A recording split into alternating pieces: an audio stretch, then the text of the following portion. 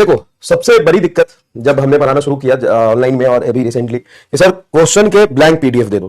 क्या चाहिए sir? Questions के ब्लैंक पीडीएफ दे दो। क्यों चाहिए ब्लैंक पीडीएफ, जरा बताना। ब्लैंक पीडीएफ दे दो मतलब कई जगह मैं ऑफलाइन में गया था तो इतनी मोटी मोटी पूरे यकीन के पीपीटी के व्हाइट करवा के उधर से पीछे से उसको हटवा के इतना मोटा मोटा लेके बैठे हैं। मैं क्या कर रहा हूं सर? लेक्चर देख लेते हैं और यहां से प्रैक्टिस करते हैं।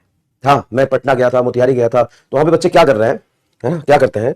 अभी दिल्ली में भी एक ऑफलाइन है, मतलब इन पीडब्ल्यू एंड आउटसाइड पीडब्ल्यू। तो पीडब्ल्यू के ऑफलाइन में तो गई था मैं, एक बाहर के भी ऑफलाइन सेंटर पे गया तो वहां पे 2-3 बच्चे मिले मुझे, पूरा यकीन के लास्ट ईयर के पीडीएफ निकाल के बैठे हैं। सर क्वेश्चन लिखने में थोड़ा टाइम लगता है तो यहां से रिवीजन कर लेता हूं। सर क्वेश्चन लिखा भी है तो यहां से रिवीजन कर लेते हैं।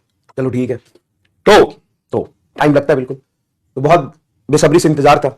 लेकिन क्लास के पीपीटी पीडीएफ में एक प्रॉब्लम है, एक नहीं कई प्रॉब्लम है। क्वेश्चंस डायरेक्ट लिखे होते हैं, डायरेक्ट मैं बना के लिखता हूं, लिखा होता है। अब अगर क्वेश्चन डायरेक्ट लिखा होता है तो 5 मिनट तुम्हारे अगर सामने पीडीएफ रख दूं तो तुमको समझने में लगेगा कि यार क्वेश्चन था क्या, क्योंकि मिटाने वाले को फिजिक्स नहीं आता था, जिसने ब्लैक पीपीटी को व्हाइट में कन्वर्ट किया और व्हाइट में कन्वर्ट करके उसमें जो एक्स्ट्रा लिखा होता उसको मिटाया, उसमें क्वेश्चन का आधा पार्ट मिट गया। फिर उसके किसी काम का नहीं है।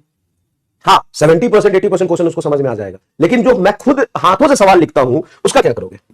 ये बात भी सही है, ये तो सोचा ही नहीं। अबे बुद्धि जनता, आप देखते हो कि कई बार मैं सवाल क्लास में ही बनाता हूं, कई बार पीपीटी लेके नहीं आया, कई ऐसे सवाल जो अच्छे अच्छे सवाल होते हैं तो मैं खुद ही बनाता हूं, बहुत सारे खुद ही लिखता हूं। चलो ये वाला सवाल करते हैं।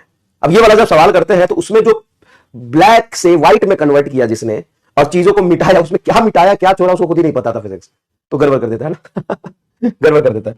अरे क्वेश्चन क्या है, सॉल्यूशन क्या है, मिटाने वाले गड़बड़ कर देते हैं। तो 80% चीजें तो तुमको मिल जाती है, बट 20% वो खराब हो जाता है। उसके बाद उत्थान अलग कराया था, अलग लेवल है भाई उत्थान का, है ना, आम जनता के बस के बाहर है। और 70% जो बच्चे सेलेक्ट होकर आए थे स्टेज पे, ये स्टेज से बाहर में से जरूर बोला कि सर उत्थान से रिवीजन किया था सर, मतलब आंखें चौंधिया गई थी, मजा आया था और सर सिलेक्शन हो गया।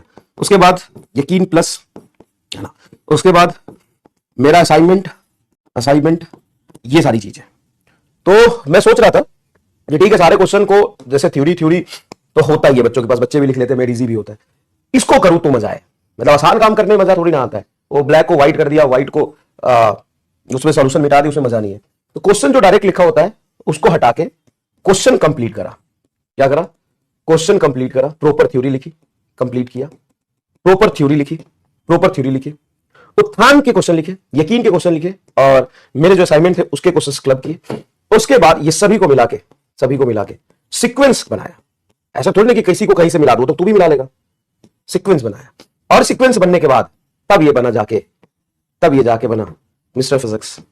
और ये पूरी पीडीएफ आपको बैचेज में मिलेंगे, और ये पूरी पीडीएफ एक एक करके आपको बैचेज में मिलेंगे। कैसा लगा?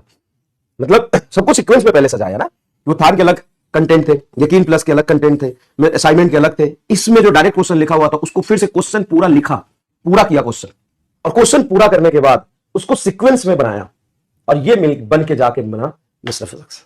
तो dish is called mister physics.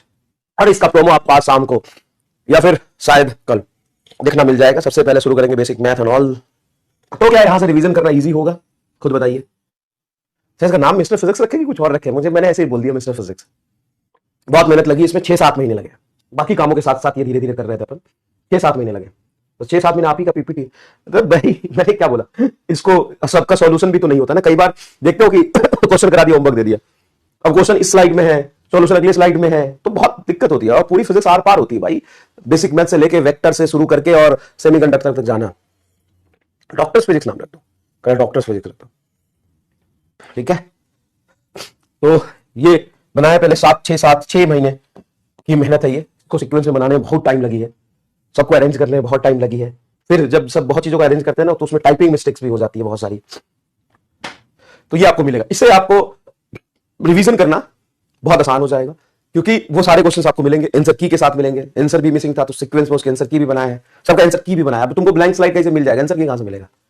तो उसी में टिक होता है, तो उसमें फायदा क्या है? जब क्वेश्चन में ही आंसर टिक होगा तो फायदा क्या? एक और एक्सक्लूसिविटी। सिर्फ ब्लैंक स्लाइड देने से क्या होगा सर? ब्लैंक स्लाइड देने से उसी में आंसर भी टिक होगा, मैंने हटा दिए। सर उसमें आंसर मिटा के रखते हैं सर, तो आंसर मिटा के रखते हो तो उसका भी कोई फायदा नहीं है, मैंने आंसर की अलग से बनाया है पूरे उसका। तो कुछ क्रिएटिव नाम आप चाहे तो सजेस्ट कर सकते हैं, है ना। सारे पीडीएफ आपको बैचेस में मिल जाएंगे, सारे पीडीएफ बैचेस में मिल जाएंगे। हालांकि फिर से यहां से स्पैमिंग शुरू हो जाएगी, वो थोड़ा भी समय नहीं लगता ना पायरेसी में, लेकिन कोई दिक्कत नहीं है। कुछ अच्छे क्रिएटिव नाम आपने समझ गए ना क्या बनाया है। ये क्वेश्चंस बुक हो गया, इसमें क्वेश्चन प्रैक्टिस बुक है ये पूरा, और इसमें मेरे क्लास के क्वेश्चंस है, तो आपको कुछ मतलब बहुत सारे क्वेश्चन लिखने का जो बहुत टेंशन होता है वो नहीं होगा। सारे सीक्वेंस में है, इसके आंसर की अलग है, उसमें उत्थान, यकीन प्लस असाइनमेंट, और उन सबको मिला के सीक्वेंस में डालना, it's very tough, tough, very very very much tough. ये सारी चीजें हैं, ठीक है, and you will get it.